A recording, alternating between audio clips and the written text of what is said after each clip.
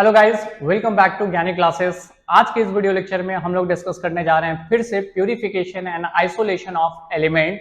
हमारे इस video lecture में जो डिस्कशन होगा वो 2018 एंड 2017 में बिहार बोर्ड में पूछे गए इस चैप्टर के क्वेश्चन एनालिसिस के ऊपर। तो गाइस बैठे बैठे क्या करना है कुछ काम। शुरू करते हैं क्वेश्चन सॉल्व करना लेकर इसका आंसर का नाम। तो क्यों ना सबसे पहले आपके सामने 2022 में जो क्वेश्चन पूछे गए हैं वो मैं सामने ले आ रहा हूं।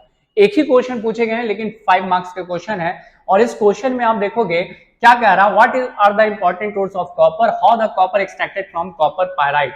तो सबसे पहले मैं आपको बता दूं कि कॉपर को जो एक्सट्रैक्ट किया जाता है वो कौन से ओर से एक्सट्रैक्ट किया जाता है, कॉपर पायराइट।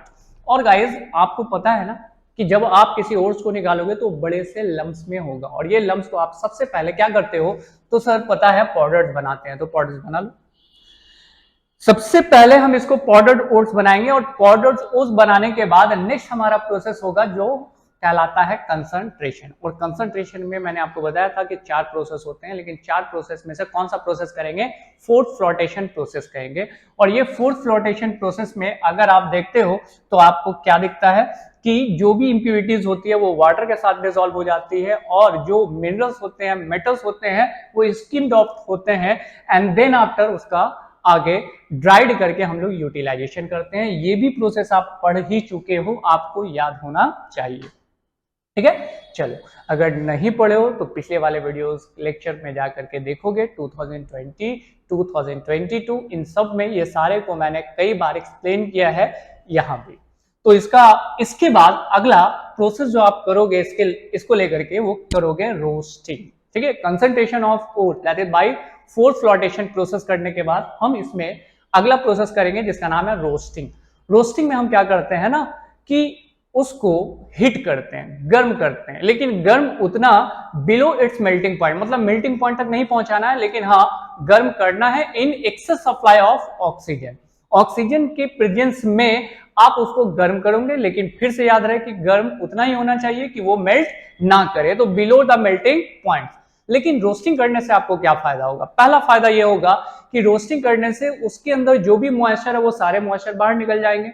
दूसरा फायदा यह होगा कि उसमें अगर नॉन मेटल इंप्योरिटीज है, लाइक दिस देख रहे हो आप कि ये नॉन मेटल्स है, जैसे sulphur as a non metal impurities मौजूद है, वो ऑक्सीजन के साथ by a process roasting sulphur oxygen के साथ रिएक्शन करके सल्फर डाइऑक्साइड बनाकर बाहर निकल जाएगी। वैसे ही फास्फोरस ऑक्सीजन के साथ रिएक्शन करके भी बाहर निकल जाएगी, मतलब नॉन मेटालिक इंप्योरिटीज बाहर निकल गई और साथ में मॉइस्चर भी यहां से बाहर जा चुका है। यहां तक का प्रोसेस आई होप सो कि आपको बहुत अच्छे से समझ में आएगा, क्योंकि इससे पहले तक के सारे प्रोसेस को हम लोग पढ़ ही चुके हैं कई बार। आगे आते हैं गाइस। इसके बाद हमारा प्रोसेस आगे क्या होता है, तो उसमें जो गैंग पार्टिकल्स होते हैं, गैंग्स का मतलब क्या हो गया, दिस इज द इंप्योरिटीज, और ये इंप्योरिटीज को बाहर निकालने वाले जो केमिकल्स का आप इस्तेमाल करोगे वो कहलाएगा फ्लक्स। फिर से बात समझ लो, गैंग और ये क्या हो गया, फ्लक्स। गैंग और फ्लक्स दोनों मिलेगा और स्लैग बनाएगा। Gang, that is the impurities present in the ores, and the flux is a chemical substance which react with gang particles and form slag, and this slag is given out from the minerals या फिर ores। कैसे, ध्यान दो, यहां पर जो impurities है वो आयरन ऑक्साइड के फॉर्म में, that is called gang, और उसको बाहर निकालने के लिए हम सिलिका ऑक्साइड का इस्तेमाल कर रहे हैं जिसका नाम है फ्लक्स। तो गैंग और फ्लक्स दोनों रिएक्ट करके स्लैग बना दिया, दैट इज कॉल्ड रिमूव्ड। इसको हम लोग रिमूव्ड कर दिए। किसको हम लोग रिमूव्ड कर दिए, तो इसमें जो भी इंप्योरिटीज थी वो सारी इंप्योरिटीज यहां से निकल चुकी है, और जैसे ही इंप्योरिटीज यहां से बाहर निकली, अब आपके पास जो मिलने वाला है कॉपर का, वो कॉपर का एक रॉड टाइप का मिलेगा, लाइक दिस। अब ये जो हमारे पास रॉड है कॉपर का, उसमें इम्प्योर कॉपर है और ये वाला प्योर कॉपर। आप क्या करोगे, आपको पता है कि इलेक्ट्रिसिटी जैसे पास कराएंगे कॉपर आयंस में टूटेगा, ये कॉपर आयंस प्योर वाले में जाकर डिपॉजिट होता चला जाएगा, और जितनी भी इंप्योरिटीज बची हुई है वो सारी इंप्योरिटीज यहां पर डिपॉजिट हो जाएगी और आपको प्योर फॉर्म कॉपर मिलना स्टार्ट हो जाएगा by a process of electrolytic refining. ठीक है, that is called electrolytic refining. और ये हमारा क्वेश्चन भी था ऑब्जेक्टिव में कि copper metal is purified by, तो याद रखना इलेक्ट्रोलाइटिक रिफाइनिंग। ये यहां तक का प्रोसेस एक्सट्रैक्शन का कंप्लीट हो गया। अब हमारे पास बचता 2017 का क्वेश्चन, इसका आप स्क्रीनशॉट ले लेंगे गाइस। चलिए आगे की बात करते हैं। जस्ट इसके बाद क्या है, तो 2017 में जो क्वेश्चन पूछे गए हैं, एक क्वेश्चन पहला ऑब्जेक्टिव है और दूसरा सब्जेक्टिव है। देखा जाएगा इस कुछ टाइम नहीं लगने वाला, विद इन अ मिनट आप सॉल्व कर लोगे, क्योंकि कई बार आपने पढ़ा है कि sulphide ores are generally concentrated by froth flotation process. तो बहुत सारा रिपीटेड क्वेश्चन मिल रहा है। आगे के टॉपिक में आते हैं। तो आगे के टॉपिक में कहता है give the name of chemical composition of important ore of aluminium and copper. मतलब ओर्स का नाम लिखना है, किसका, एल्यूमिनियम के ओर्स का नाम लिखना है और किसका, कॉपर के ओर्स का।